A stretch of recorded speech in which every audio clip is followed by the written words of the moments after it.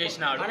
ఆ సమయంలో డబ్బులు అవసరం పడితే మరి వెంకన్న దగ్గర కూడా డబ్బులు కావాలని అంటే నాకున్న పరిచయం ద్వారా తనకు ఒక 10 లక్షల రూపాయలు కూడా ఇప్పించడం జరిగింది.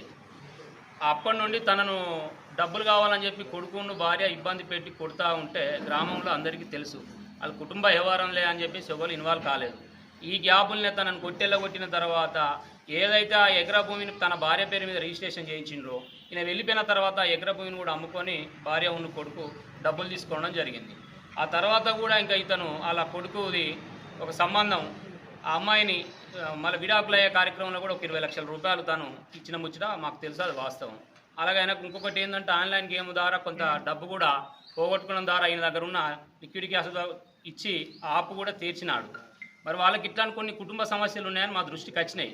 కాకపోతే ఈయనను ఇంటికి రానియకుండా కొట్టడం గత 2-3 సంవత్సరాల నుండి ఈయన ఎక్కడో అక్కడ ఆయనకు సేఫ్టీ ఉన్న అక్కడ తలదాచుకుంటూ ఉన్నాడు. మరి అక్కడ డబ్బులు ఇచ్చిండు కదా, మరి ఆ డబ్బుల సంగతి ఏందని అడిగితే నా దగ్గర ఉన్నది మాత్రం ప్రాపర్టీ నా పేరు మీద ఉన్నది కదే, నేనేమన్నా ఉంటే అది అమ్మియనని అమ్మిస్తా, లేదు అంటే ఇంకా ఏ విధంగానైనా డబ్బులు ఇస్తా కానీ నాకు టైం ఇవ్వదని చెప్పిండు. చాలాసార్లు కూడా టైం ఇప్పించినాం. ఇక అంతేనా డబ్బులు వెళ్ళలేదు. తన భూమి కూడా ఖరీదు మాట్లాడుకొని అమ్మేసుకున్నాడు.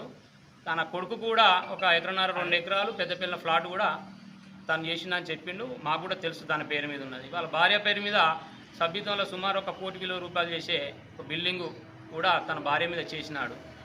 ఇవన్నీ కూడా మాకు అక్కడ గ్రామంలో ఉన్న వాళ్ళకు ఆ జరిగే విషయం తెలుసు కాబట్టిగా ఈరోజు మీకు చెప్పడం జరుగుతూ ఉన్నది. అదే కాకుండా నిన్న ఇలా భార్య అయినటువంటి ఆమె కులాన్ని ఉద్దేశించి తెనుగు బాడుకోవాలని తిట్టుకుంటూ మా కులాన్ని దూషించినారు. నిజంగా ఇక్కడ ఒక గ్రామం లేదా ఇష్యూ అన్నప్పుడు అక్కడ ఉన్న పెద్ద మనుషులు సహజంగా స్పందిస్తారు, సమస్యను ఏమైనా పరిష్కరించి ఆలోచన చేస్తారు. గతంలో కూడా వీళ్ళకున్న సమస్య పట్ల పోతే మీకు అవసరం లేదు మీరు వెళ్ళిపోండి అని చెప్పిండ్రు. ఈరోజు మళ్ళీ మమ్మల్ని ఉద్దేశించి మా కులాన్ని దూషిస్తూ తను తిట్టడం నాకు చాలా బాధాకరంగా ఉన్నది. ఆమె మీద కంపల్సరీ కంప్లైంట్ చేస్తాం. ఎందుకంటే తన కుటుంబ వ్యవహారం అవి గ్రామంలో పెద్దలుగా ఉన్నప్పుడు ఏదన్నా పంచాయతీ ఉన్నప్పుడు పోతాం వస్తాం తప్ప మమ్మల్ని ఉద్దేశపూర్వకంగా వాళ్ళు తిట్టిరు కాబట్టి మేము దాని మీద కూడా యాక్షన్ తీసుకోవాలని కోరుకుంటున్నాం.